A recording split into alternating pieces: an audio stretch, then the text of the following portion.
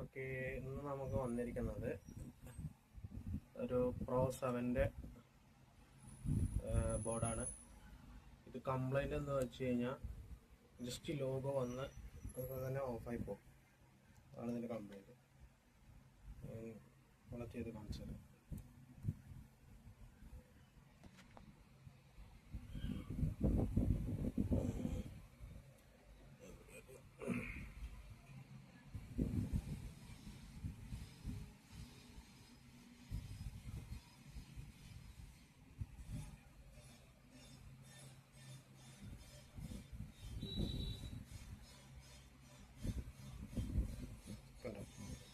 ഇതാണ് ഇതിൻ്റെ കംപ്ലൈൻറ്റ്.